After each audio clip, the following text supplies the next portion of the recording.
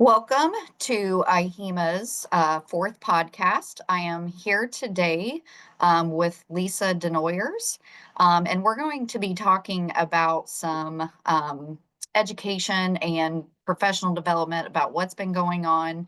So, Lisa, could you do a brief introduction?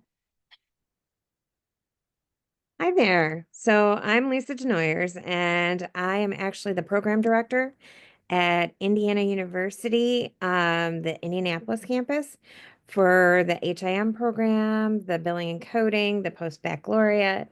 I'm kind of the jack of all trades. I also sit on the HIMAC board for KHEM for accreditation, and I've been a sitting board member basically 2016 to 2025. I took 1 year off in there, I think.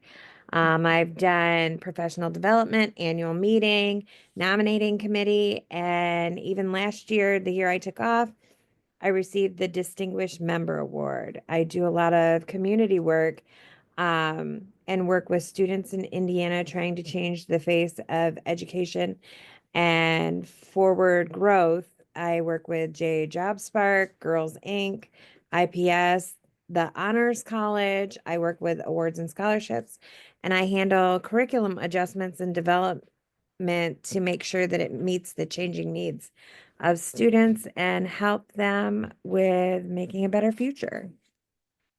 Thanks, Lisa. And we are very lucky to have you this year on the board. So I'm going to jump right in to talk about our previous webinars and what can you share with what's been happening with those education sessions, and as it relates to attendance, have we seen an influx, and what do you think that's based on? We've actually seen a significant influx. Last year, our annual meeting in person, we had about 122 people overall over the 2 days. We had about 215 attend, which we felt like uh, over the past few years, it's actually been a steady decline. And we attribute that, of course, to some employers are not paying for CEUs. COVID hit, people are enjoying virtual much more. And there's a lot of ways to get CEUs. So we've seen a significant decline.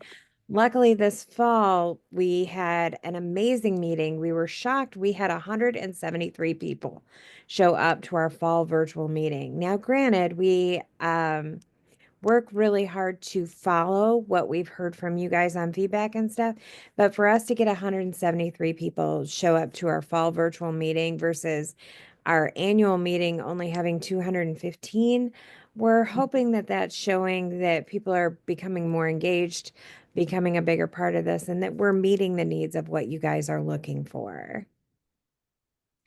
I would agree. I think the professional development education team did a good job of the topic, so I have no doubt that that contributed to what the attendance that we saw.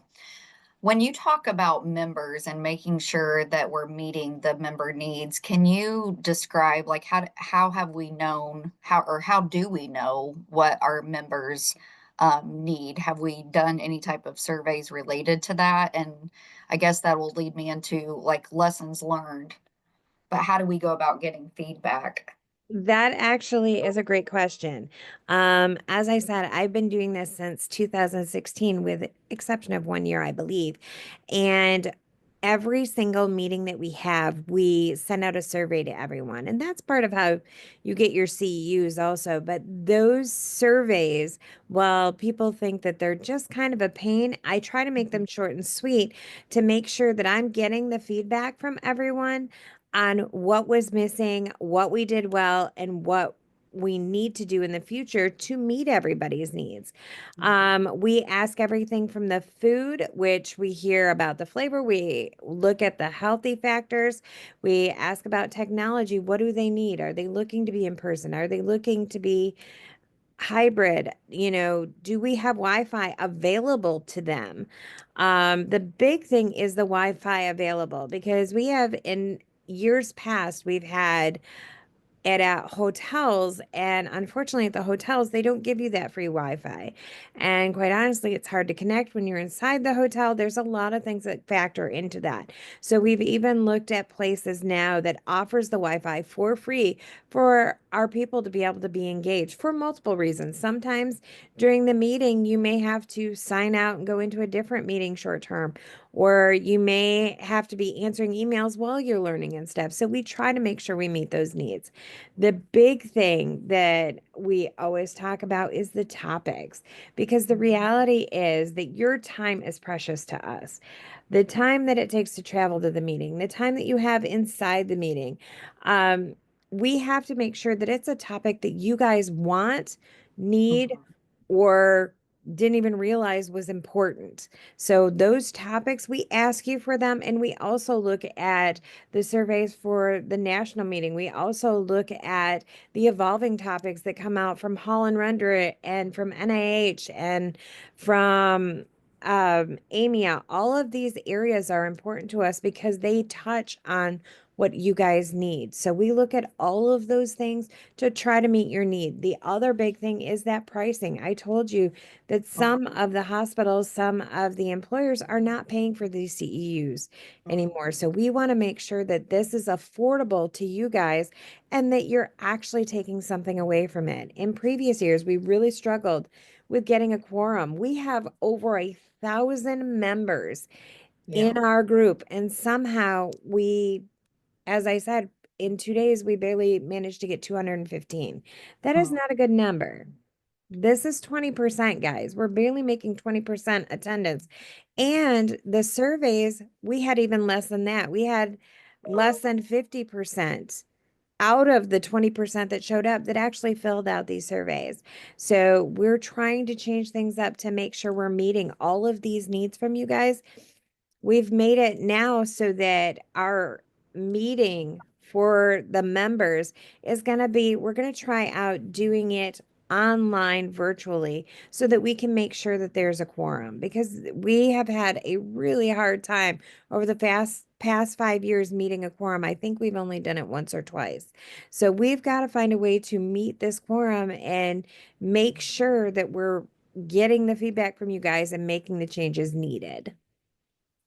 Lisa, I think that's something I want to put a plug in there about the survey respondents and we don't always get 100% responses from those that attend. And I think that's really important to make sure that we are meeting the needs. We are just basing our next topics, our next location, our next meeting on the results. So it is important. I'm just throwing that plug in there that we make sure that we want to hear you guys. We want to know what you need, what topics are valuable. I know there's a million and one places that you can get CU, so we want to make sure that we're serving Indiana. And the only way we know that is by getting the feedback. So I think that's something definitely we need to continue doing. I appreciate that. What kind of topics have we done, and how do you know what to choose? I think we kind of touched on that. Yeah, this is the key factor, the key thing. For us, what we notice is not only when you fill out the survey, but when we hold these meetings, what you guys show up to. A big thing that we're running into is you guys, AI is becoming huge. Mm. Huge. You guys told us it was. The IHIMA told us it was. It's becoming huge in education, even. So, this is a really big thing that we're touching on top of the cybersecurity, the ransomware, and the breaches, because those kind of go hand in hand in some areas, as Mhm. does those regulatory things. We know that there was a serious breach here in the recent years at multiple hospitals in Indianapolis. So covering these cybersecurities, this ransomware, these breaches, um, all of that regulatory is important. Now, one of the things that always is important is that CDI and denials, because we know on top of those coding changes, if we do not look at the denials and the CDI, they don't get paid. That means we don't get paid and the hospitals don't stay open. So we know that we have majority members inside our group that are coders.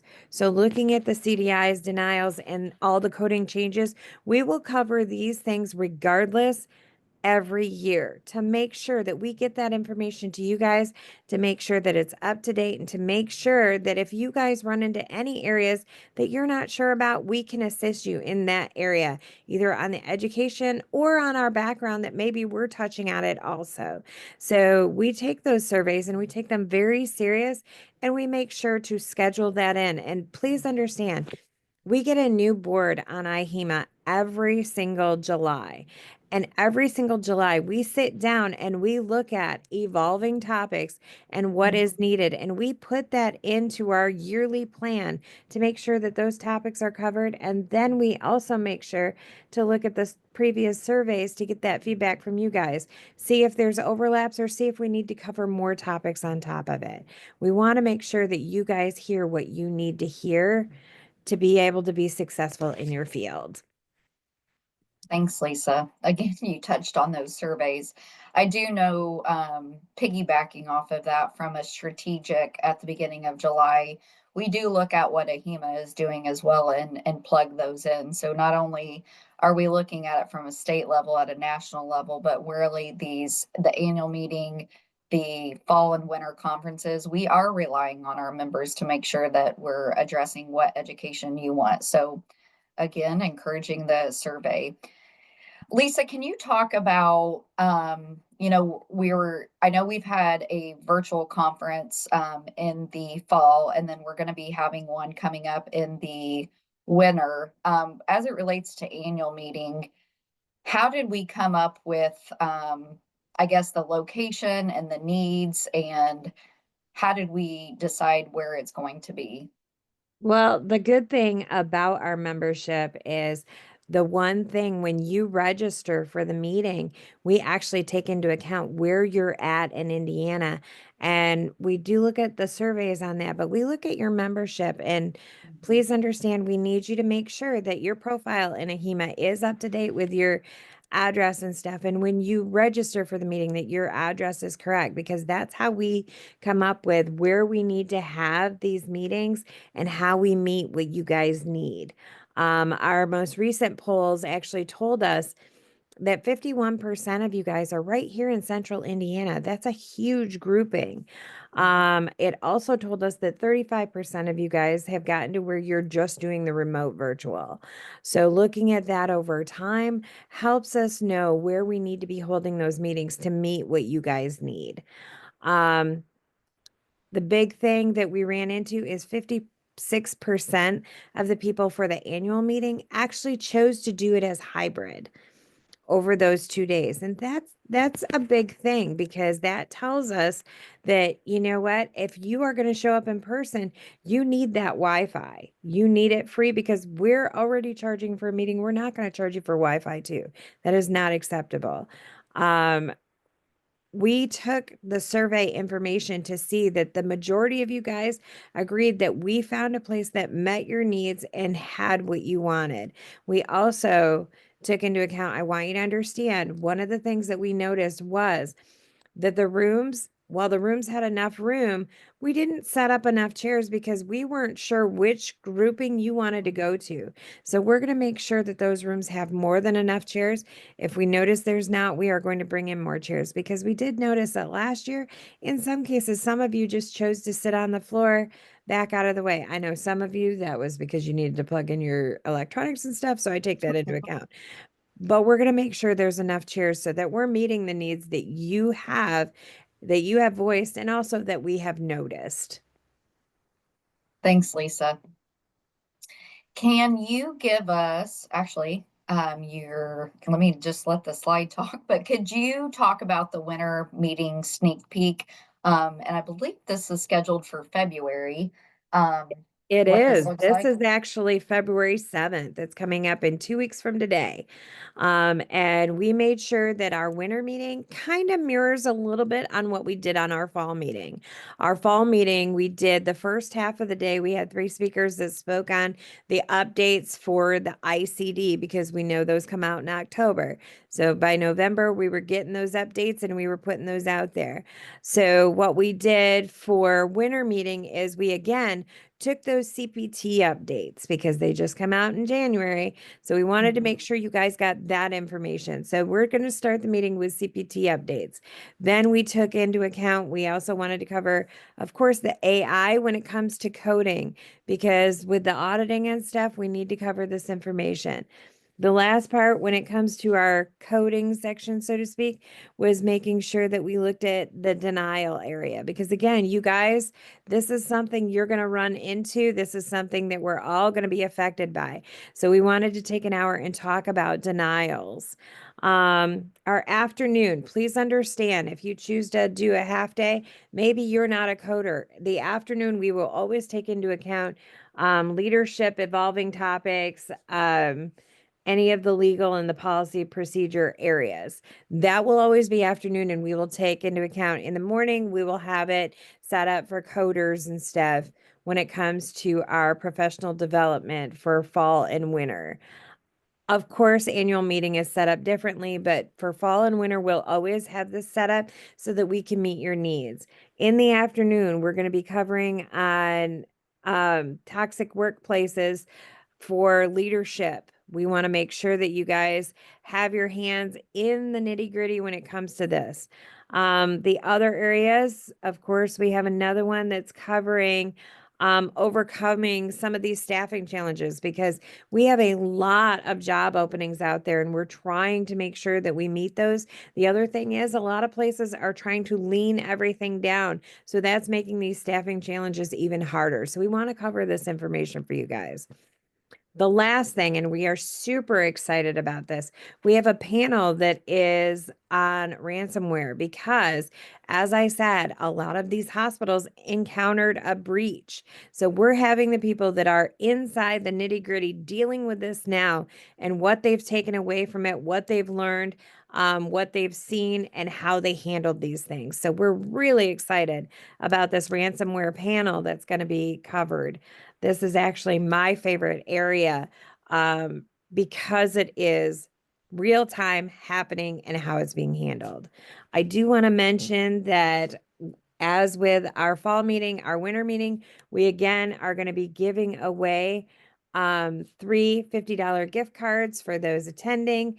You guys know that almost covers your meeting even. So we're super excited about the winter meeting that's going to be happening on February 7th, starting at 9 in the morning.